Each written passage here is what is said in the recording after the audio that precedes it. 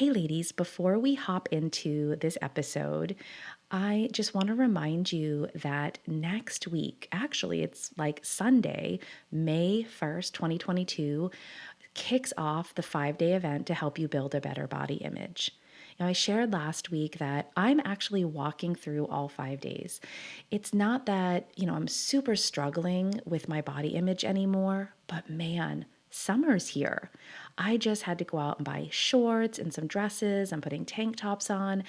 And sometimes those old thoughts want to creep in, and I love having something that reaffirms the work that I do, that I accept my here and now body, which is even different from last summer.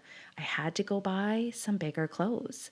And I just love having these strategies and tools that I'm teaching in this 5-day event.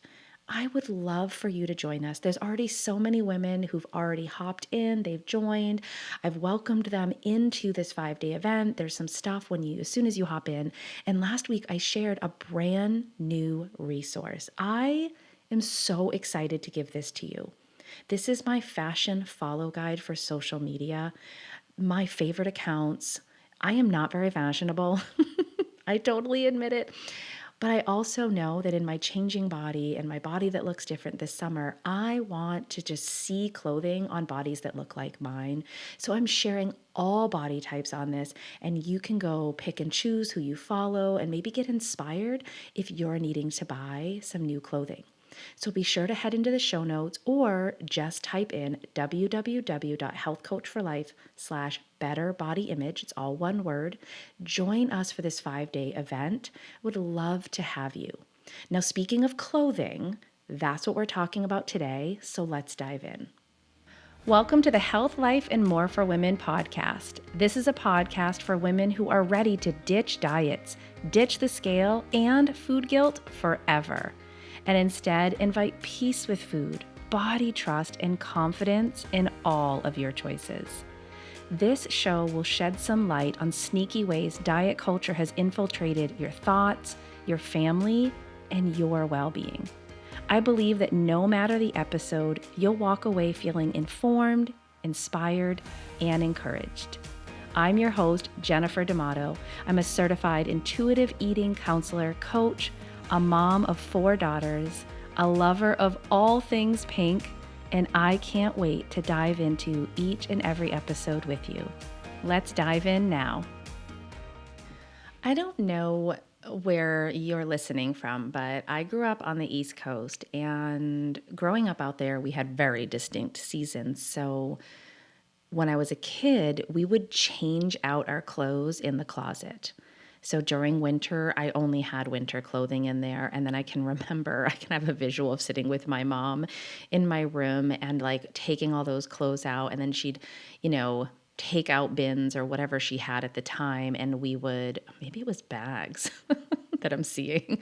I'd have to ask her. And then we would put our summer clothes in. And of course, we would assess, what fits, what doesn't fit, and if we needed something new for that season.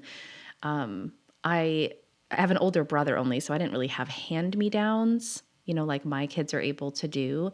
And then there was a point where my sister got taller than me because I'm only 5'1" on a good day, and she is definitely taller than me. And that happened somewhere in high school, so sometimes I would get her hand-me-downs, but that didn't happen very often. Anyway, we would swap out clothes for the seasons. Now, I live in Arizona, and we have mostly one season. And I have a really big closet, so I keep everything in there. I don't know if you swap out clothes or maybe you move them around when the seasons change. You might not do any of that because you're like, well, I don't care. But I know when the seasons change, we are faced with putting on clothes maybe we have not worn in months. Clothing that was the last time it was worn, maybe it was August of the year before. Wherever you live, my summer extends and extends and extends into like November sometimes, but yours might actually end at an appropriate time. And you're putting those clothes on because the weather's warming up again, and maybe they don't fit the same way. Maybe they don't feel as comfortable. And you are in a position like I was in these last couple of weeks of, what am I going to wear? What am I going to do with these clothes that I don't feel comfortable in, that maybe don't fit the same? And it's possible you've really never done a closet clean out and you have a lot of clothes like that. When I meet with clients, oftentimes they've kept everything in there. And part of the reason is that we don't want to let go of something. And I just want to direct you back. If you're in that place where you're like, well, what if I fit in them someday? Scoot back to episode 129 about the fantasy of weight loss and letting go of that, because that could be part of it. And you might need to address that first. But if you have let go and like, I don't need these clothes, but like I'm still struggling, I really do want to give you a technique that I use myself, can share with my clients when they're ready to do closet cleanouts. But I want to share this technique with you because I believe it's really helpful in the process. I first want to say you deserve to be comfortable in your clothes. You 110% deserve to be comfortable. On top of that, you can, be confident in your clothes. If you want to feel sexy in your clothes, if you want to feel like a hot mama in your clothes, like all of that is available to you. But I do focus a lot on comfort first. I think that's so important, especially if our body has changed. I do want to focus on comfort because think about that. If you're sitting all day in clothes that don't make you feel comfortable, it is going to draw you into those negative spaces about your body. So first and foremost, comfort. Now, that's not really part of the technique that we're doing for the closet clean out, but it is something that my brain always goes to. Is this comfortable? And then I'll go, now do I feel confident? Do I feel really powerful in this? Do I feel sexy in this? Depending on what I'm going for. Comfort's a big one for me, though. Now, I don't know if you're familiar with Marie Kondo, but she had this cute little show. I didn't read her book ever. Actually, I heard the book was a little hard, like to digest. But the Netflix series, I believe it was, on Does This Spark Joy? And, she would go through different areas. I mean, cutest woman. Like, I just thought she was just adorable. And I hate clutter. Like, I really, really detest clutter. My office has been in this clutter space in transition for a while, and it's been hard to be at peace working because I just don't like clutter. And I really don't like clutter in my closet. I want to suggest to you that your closet speaks to you. And now listen, I'm not talking about these voices in your head. I'm just saying, when you walk in your closet and look at these clothes, I believe that the clothing speaks to you. If you're looking at all these clothes that no longer fit you, how are you feeling about yourself? What is it saying to you? But if you walk into a closet that you can choose anything in there and it fits and you feel good in it and it's comfortable, ooh, man, that's a totally different message. So back to Marie Kondo. She always asks this question, does it spark joy? And if the answer is no, it's like, and gone. I love this idea of like a donate pile and a trash pile. Sometimes we hang on to things for a really long time and they do belong in the trash. But other times, very often, we can donate items and pay that forward and give to somebody else. There's many opportunities in many places you can donate. Right now, we've been donating all of the clothes to a ministry at our church who does like a street ministry. And my dear friend Joanne, who runs this, is able to hand them to people in their homes who are in need. I can't tell you what that does for me and what it's doing for my children. To know that we are giving this for free to someone who really, really needs it. Oh, talk about sparking joy. So I take a spin on Marie Kondo's method. When it comes to clearing out our closet, I believe we need to pause and give space and honor and recognition to what our clothes mean to us.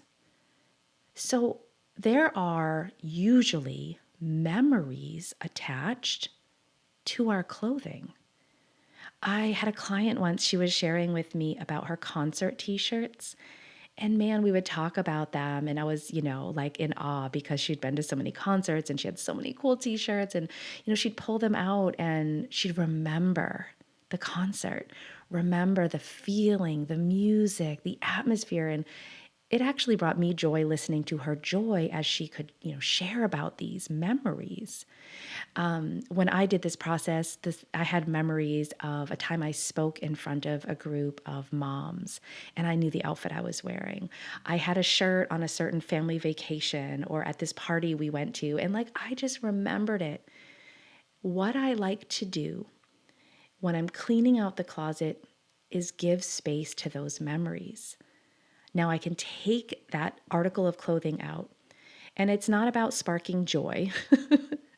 It's about reliving that moment and just being in appreciation and gratitude for the time I was able to wear this article of clothing, this shirt, these pants, this dress. Maybe there's a memory, a specific memory attached to it. And I honestly, I'm even finding myself right now as I'm sharing this with you, smiling because I can picture an article of clothing right now in my closet. I have some dresses. I haven't gone through the dresses yet. They've just been kind of in there and I've added to it, haven't taken away. There's a dress I can think of, and oh my goodness, I just have the best memory of a date night that I went on with my husband and I wore it, and I love off the shoulder, and that's what it is. And it needs to go though. It hasn't fit me actually in years. But I'm going to take it out. I'm going to remember that. I'm going to be so grateful. And I'm just so happy that I was able to wear it. I had a wonderful time. And then it goes in that donate pile. Now, sometimes I will add on to this process. Especially if I'm struggling with letting it go, I will go to that place of gratitude, the memory, the appreciation I have for being able to wear it. And then I'll go one step further. And I will envision a woman who's going to be wearing this outfit next. A woman who maybe she wouldn't have been able to go get that on her own. Maybe she's not had a dress like this, and I can envision her just getting so excited. Oh my gosh, I'm going to tear up even saying this. That she would be able to wear that somewhere and feel, beautiful and confident and amazing. Whether it's a t-shirt or a really nice pair of pants or a dress that whoever she is going to just be in love with this outfit. It's going to bless her. I hold that space. This has helped me do such amazing work in clearing out my closet.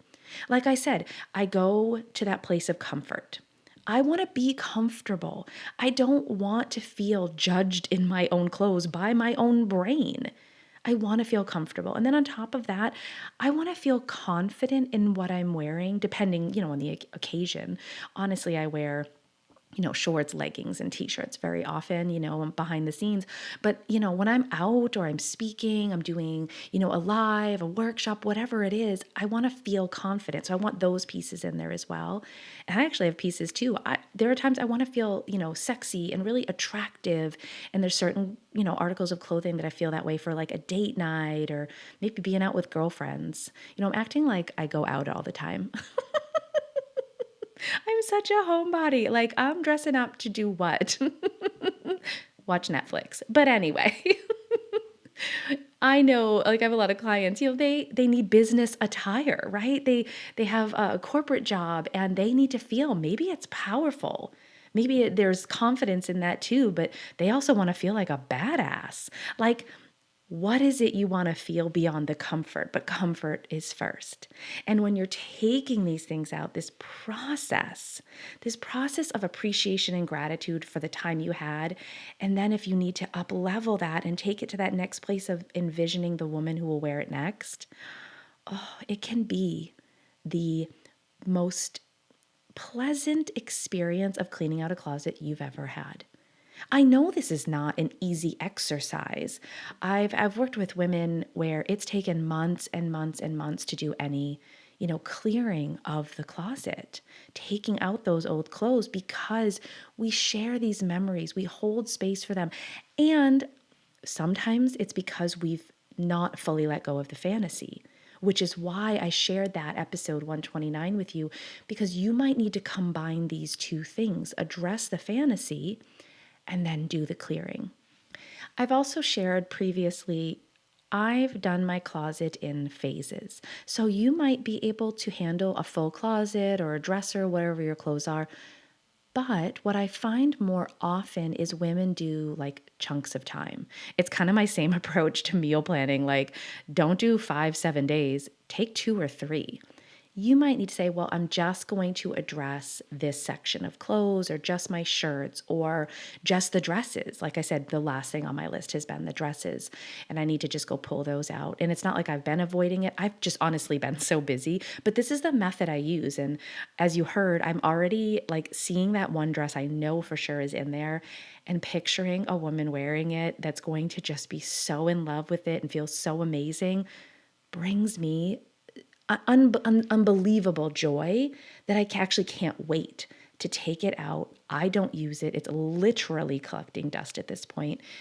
And that I'm appreciative for the time, the date. I think I have a picture of myself in it with my husband.